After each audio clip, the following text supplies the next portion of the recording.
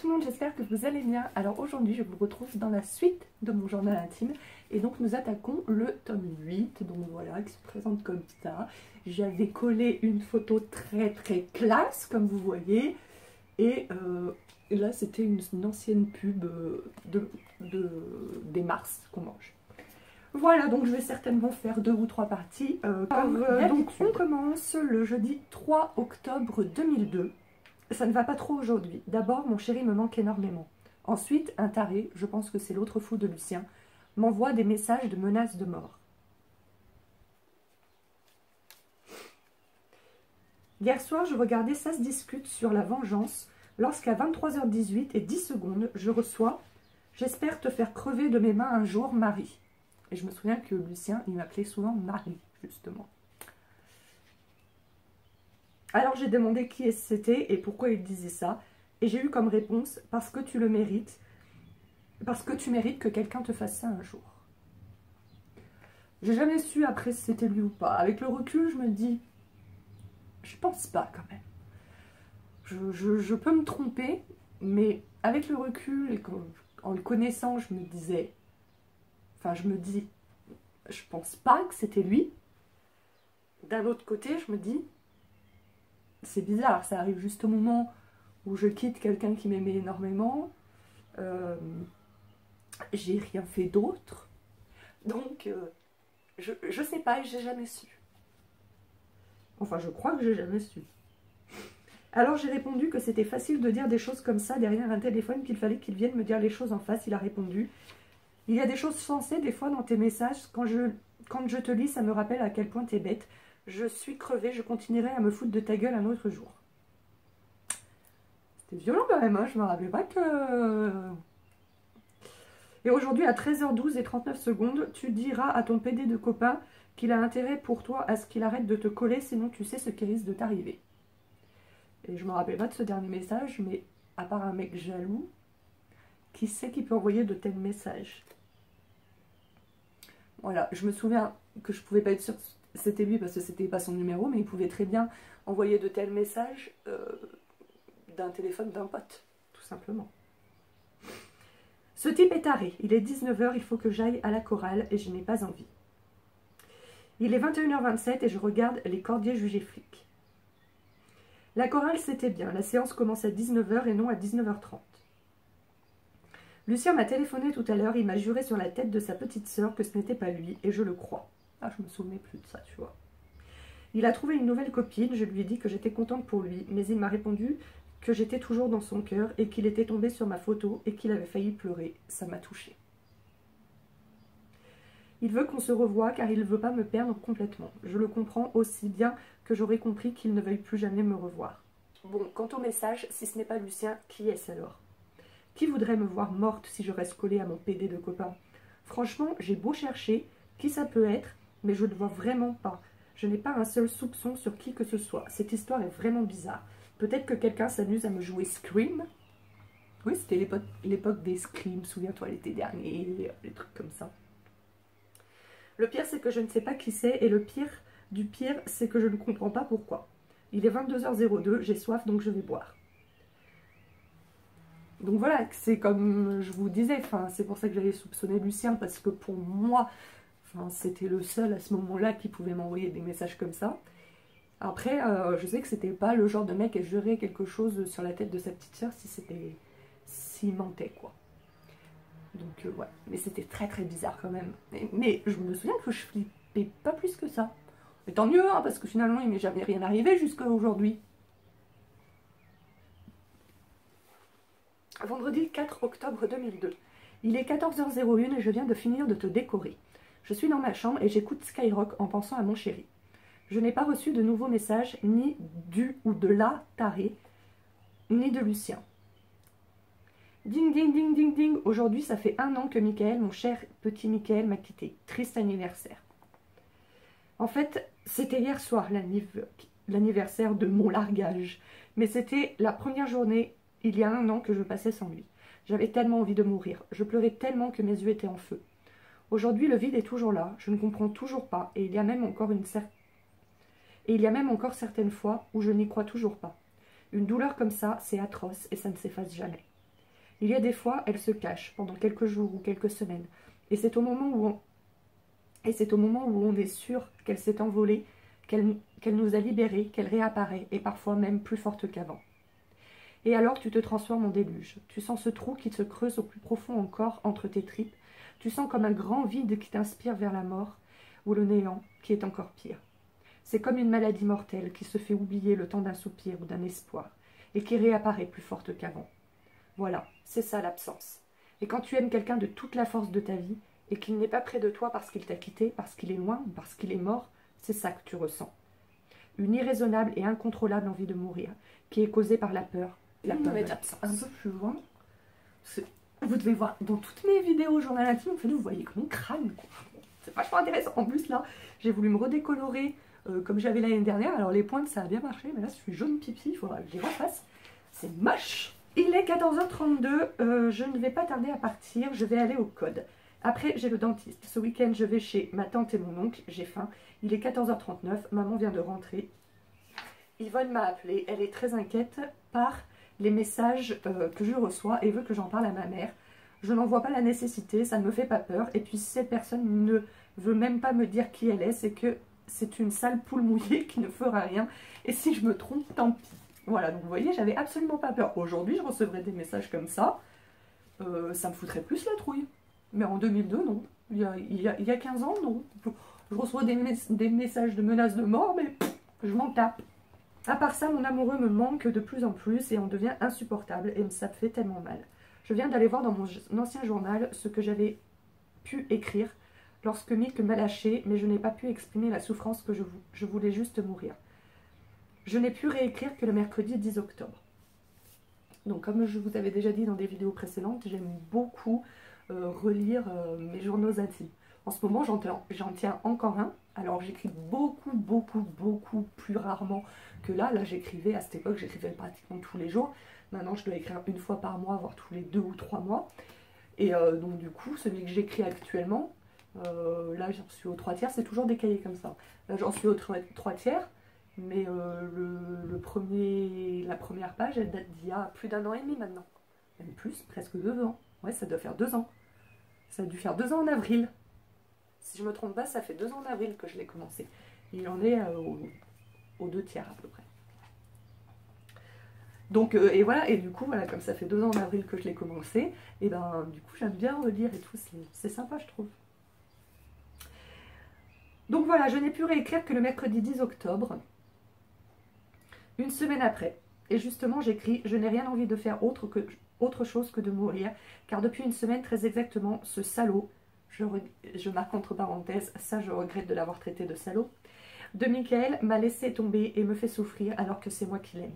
On était tellement heureux, il m'aime, alors comment peut-il me faire ça? Ça a été la plus belle semaine de ma vie, a-t-il dit. Sans lui, je ne veux pas vivre. Je n'arrive pas à trouver le courage de changer mon répondeur de portable. Où je dis m'appeler madame, avec son nom de famille, à enlever sa photo de mes murs, à ranger sa chaîne, etc. C'est lui que je l'aime, je l'ai dans la peau, c'est son sang qui coule dans mes veines. Il est 16h28, je vais me laver les dents car je vais chez le dentiste. Je t'aime, Jonathan, je t'aime de tout mon cœur. J'ai fait une belle erreur en acceptant de perdre Michael sans rien dire ou presque. Je ne veux pas perdre Jonathan. Il est 18h23 et je viens de rentrer de chez le dentiste. J'avais écrit un message à Mick vers 16h30 en lui disant que ça faisait 1 an qu'il m'avait quitté et que j'espérais que ça lui avait au moins servi à lui d'être plus heureux et mieux aimé. Je me souviens pas que je lui avais envoyé un message pour nos 1 an de rupture. Et 17h42, il m'a appelé, mais j'étais chez le dentiste. Je n'ai donc pas pu lui répondre, je suis dégoûtée. Voici son message. Salut, c'était Mick, j'ai bien reçu ton message, alors je ne sais pas, je t'appelais comme ça pour parler. Allez, salut, bye. Entendre sa voix, c'est une vraie merveille. Je me la repasse encore et encore. J'aimerais que ce message ne s'efface jamais pour que je garde la voix de Michael à jamais sur mon portable. S'il ne me reste plus que ça. Ça me fait prendre conscience que je l'aime toujours hyper fort. Et je crois que je pourrais encore tout plaquer pour lui. Il est 18h37, je vais me préparer pour aller chez mon oncle et ma tante. Comme quoi, hein, je dis que j'étais très amoureuse de Jonathan et tout, mais Mick, c'était Mick quoi. C'était Mick. C'est le premier, c'est... Il surpassait tout. Il surpassait tout, enfin c'était... Même au jour d'aujourd'hui, enfin là ça fait 2 ou 3 ans que je ne l'ai pas recroisé, mais si je le recroise, c'est... Au jour d'aujourd'hui, je plaquerai plus tout pour lui, parce que voilà, il y a quand même 15 ans qui se sont écoulés. Maintenant, je suis mariée, je suis très amoureuse de mon chéri, même si des fois il m'en fait baver. Voilà, mais oui, ça reste le premier amour. Et quand je le vois, ça me fait quelque chose à chaque fois, quoi. Je suis chez mon oncle et ma tante, il est 22h01 et je regarde une soirée de polar. Voilà, je vais te laisser. L'amour me manque, tout me manque. La joie de vivre me manque. Aimer comme j'aime n'apporte pas le bonheur. Je n'ai pas reçu de nouveaux messages de menaces. J'écoute et réécoute inlassablement le message que Mick m'a laissé sur mon répondeur. Ma vie sans Mick m'est devenue insupportable. Je l'aime comme une folle. Je serais capable de tuer ou de mourir pour lui. Mais aujourd'hui, Joe a pris une petite place dans mon cœur et sa place grandit peu à peu et un jour peut-être il effacera complètement Mick. Mais pour cela, il faut que l'on reste ensemble, qu'on ait une histoire sérieuse. Il me manque tellement. Marseille, c'est loin, tu sais. Ce soir, on va manger chez les parents de mon oncle. Là, il est 17h35, je regarde la télé. On est allé à la brocante et on a mangé une barbe à papa. Je te laisse. Le temps sans lui est si long qu'il me donne envie de mourir. J'ai mal, c'est mal, il manque à ma vie. Donc là, je ne me rappelle plus si je parlais de Jonathan ou de Michael. C'était peut-être un petit peu des deux. Dimanche 6 octobre 2002. Il est 21h38, je suis rentrée chez moi il y a environ 1 heure. Aujourd'hui, nous étions dans l'Isère, 38, vers Crémieux, chez un pote de mon oncle. J'ai le cafard, je me sens seule et ça fait trop longtemps que je n'ai pas vu mon amour. J'ai envie de pleurer, je ne sais pas quand est-ce que je pourrai... Lundi 7 octobre 2002. J'ai envie de mourir. Je crois bien que ce dont j'avais tellement peur est arrivé. Je crois bien que Joe ne veut plus de moi. Peut-être a-t-il été si gentil et me disant tous ces mots d'amour et ces belles promesses juste pour que je vienne le voir à Marseille. Et moi, je l'aime comme une folle et comme une conne. Et j'ai le cœur qui bat fort, les larmes qui coulent et je suis démoralisée. Je n'ai qu'une envie, c'est de crever. Il y avait tant de vérité dans ses yeux. J'ai appelé ma copine Elisa pendant 17 minutes 47 secondes. Mais si Joe ne veut plus de moi, pourquoi ne me le dit-il pas? Je n'arrive pas à y croire. Et Mick qui revient en force dans mes pensées. Je n'ai plus envie de souffrir. Alors, il faut mourir. Joe était mon espoir, ma vie, mon bonheur. Je l'aime, il m'est impossible de croire cela et d'accepter. J'en peux plus, l'amour fait si mal. Il y a 1 an, lorsque j'ai perdu Mick, je n'avais plus goût à la vie. Plus rien, plus personne ne trouvait grâce à mes yeux. Et je me suis laissée envahir par une force inquiétante et diffuse qui m'aspirait et m'empêchant de me lever le matin, de sortir et de voir mes amis, sans que je ne puisse rien y faire. Je n'avais plus le courage de lire et de regarder la télévision me fatiguait. Je ne m'endormais plus ou sinon c'était pour être réveillée prématurément par un sursaut. Je me levais misérable, malheureuse du jour qui se lève, et je me couchais sans attendre du jour qui suit. Je déambulais dans mon appartement seule et je commençais à perdre tout espoir de retrouver un sens à mon existence jusqu'à ce que je rencontre Joe. J'ai très vite su que je l'aimais fort. Il est alors devenu mon espoir, et s'il est vrai que je l'ai perdu, alors ma vie s'éteindra à nouveau. Ma rupture avec Michael avait pris mon âme, ayant effacé les souvenirs et laissé place à la tristesse. Elle s'était installée dans ma vie, bruyamment, comme un hurlement dans la nuit. Elle ne disait pas un mot, mais regardait, tournait autour de moi, de ses gestes souples, de son port délicat pour me captiver, me surprendre, me tuer. Je n'avais plus de vie, plus de passé, plus d'avenir. Je ne savais même plus qui j'étais. Mais si on m'avait demandé ce qui n'allait pas, je n'aurais pas répondu. Je ne voulais pas faire le rapprochement entre cette rupture et la fin du sens de ma vie. Et quand vendredi j'ai entendu la voix de Mick, tout m'est revenu. Les souvenirs avec Mick, qui n'est plus là, se sont réveillés à moi et les larmes lentement ont coulé sur mes joues. Michael et son sourire éternel sur son visage. Michael aux cheveux noirs, Michael aux yeux tournesol, Michael au regard perçant. Les yeux de Michael brillaient sombrement à la lumière du soleil. Je sais que je ne serai plus jamais pareille. Il y a dans mon regard toute la tristesse du monde, mais qui avait pour lui tout l'amour du monde. Moi qui avais pour lui moi qui avais pour lui tout l'amour du monde. Il arrive encore une certaine fois où je reste dans ma chambre, dans un profond silence, afin de penser plus profondément à lui, et personne ne doit rompre ce silence. Depuis qu'il m'a quittée, je suis habituée au silence. C'est dans ces moments-là que je vois combien aujourd'hui encore je suis blessée, combien je lui en veux d'être partie, de m'avoir laissée seule, isolée, sans personne dans ma vie, et face à moi-même, seule dans le vide de mon amour. Michael m'a donné son amour, sans lequel je n'aurais jamais été capable d'aimer. J'ai dans ma mémoire toutes les phrases qu'il m'a dites. Elles sont gravées presque à mon insu dans mon esprit, gardées, conservées, imprimées, comme sur un livre dont je pourrais feuilleter les pages. Michael, c'était mon amour fou. Je l'aimais d'une violence inouïe. Absurde, c'était comme la poésie à son plus grand niveau. 1000 images de mon histoire avec Mick me reviennent à l'esprit, qui se succèdent comme si... Je vais pas me mettre à chialer quand même, c'était il y a 15 ans les amis. Hein. Donc on continue. 1000 images de mon histoire avec Mick me reviennent à l'esprit, qui se succèdent comme si, trop longtemps, étouffées, elles se précipitent en désordre pour voir le jour. Je revois ces instants d'amour avec un autre regard en pensant à ces moments si particuliers. Mes pensées pour lui commencent et finissent mes journées, alors pourquoi sa rupture ne pourrait-elle pas être la fin de ma vie? Il comblait les manques insondables de mon cœur. Et au soir du mardi 3 octobre 2001, Michael est parti. Il n'a pas voulu plus longtemps mon cœur. Il m'a laissé face à des murs, bordés de gris et de lourds portails. Il m'a laissé dans le froid, sous ma couverture de laine, sur mon lit de mort, dans ma chambre que protègent les volets contre la lumière de jour. Mon cœur n'est plus qu'un espace à ciel ouvert, protégé par la lune. Oui, il m'a laissé dans ma chambre, au sol craquant, entre mes murs délavés par mes larmes. Il m'a laissé dans l'ombre de son chemin. Il m'a laissé au milieu de notre histoire, avant que je ne tourne la page. Il m'a laissé devant des bris. Il m'a laissé devant des barricades. Mon matelas nu sans lui, mes coussins, mon bureau. Il m'a laissé devant une assiette vide, un couvert mis, une chaise. Il m'a laissé dans la pénombre d'une nuit, derrière les remparts de ma ville. Éternellement, il m'a laissé seul. Les yeux au bord de larmes, le cœur battant, le cœur brisé, Michael m'a laissé, mais n'a pas quitté mon cœur. Ma vie s'est arrêtée au pied de ce soir-là. Ce geste de partir qu'à Michael fut infini. Toutes ces promesses si vite envolées, et les larmes versées pour l'un et pour l'autre, jamais ne s'arrêteront de couler, et nos lèvres de trembler. Mon cœur saigne encore de cette blessure. Mon cœur tremble et il s'étonne de ce changement si brutal, si triste, si inouï. Mon cœur est accroché à ce deuil meurtri, déraciné, arraché, et maintenant, sur les rives de ma vie, je promène ce manque qui pèse à mon cœur. Je recherche tout ce qui pourrait me le rappeler. Je suis à chaque pas, devant chaque perron, dans le fond des regards qui se posent sur moi, dans la moindre émotion, je cherche ses yeux. Toutes les belles choses qui m'entouraient étaient un peu de lui. J'écrivais, c'était lui. Je parlais, c'était lui. Je chantais, c'était lui.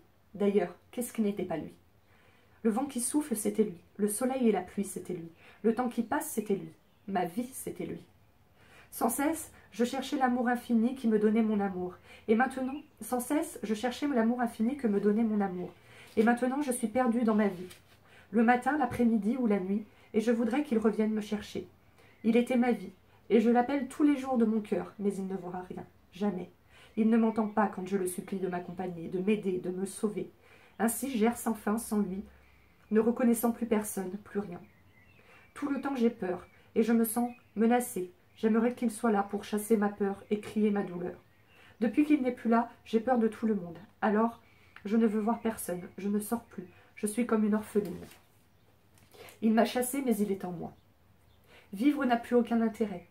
Et Joe s'en va aussi. Je reste dans ma chambre, enfermée, pour voir le moins de gens possible, et surtout, pas mes parents. Ce sont des étrangers. Ils ne comprennent pas que rentrer chez moi me donne encore plus envie de mourir. Alors je reste dans ma chambre qui est devenue une prison dans laquelle je me cloître toute seule. Mais personne ne voit ma détresse qui me ronge. Peut-être ne veulent-ils pas la voir. Ou je la cache bien. Mais en moi, il y a un poids qui m'aspire vers la mort, et Michael n'en est plus la seule cause. Il y a Joe, l'ennui, la vie. La vie me fait peur, et le monde se fout de que je sois heureuse ou pas. Les jours me semblent longs, c'est comme si le temps était arrêté. J'aime Joe, je ne veux pas qu'il me laisse. Il était le seul qui pouvait me sauver, et même si je l'aime, et même si j'aime encore très fort Michael, Joe est dans mon cœur, et ça me fait souffrir atrocement comme il est. Michael était la moitié de mon corps, la moitié de mon cœur, la moitié de mon âme, la moitié de moi. Et Joe aurait pu combler ce vide que Michael a créé en partant. Mais pour cela, il me faudrait son amour. Mais il s'en va à son tour, et j'ai peur. Je lui crie mon amour, mais c'est comme s'il ne m'entendait plus. Je n'ai pas envie que cet amour finisse. Aussi, une immense déception. J'ai déjà trop souffert, j'ai crié et sangloté de haine et de désespoir. Il est minuit 25, je vais te laisser. Eh ben, il y a un an en arrière, j'avais pas mis des mots sur ma souffrance. Là, je me suis lâchée, on va dire.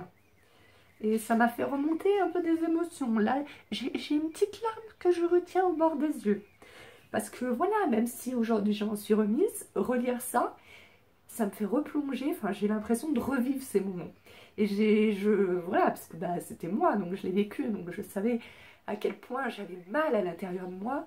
Et du coup, bah, de relire ça, même si aujourd'hui, bah voilà, ça va, même très bien, ça se voit pas à l'heure actuelle, ça se voit pas trop, mais voilà quoi. Je sais plus ce que je disais. Oui, voilà, je me souviens, ça fait remonter, je me souviens à quel point j'avais mal, mais c'était... Je sais même pas comment j'ai survécu. Je sais pas comment j'ai survécu. Du coup, ça fait déjà 23 minutes, donc je vais vous laisser là, sur ce moment d'émotion, en tout cas pour moi.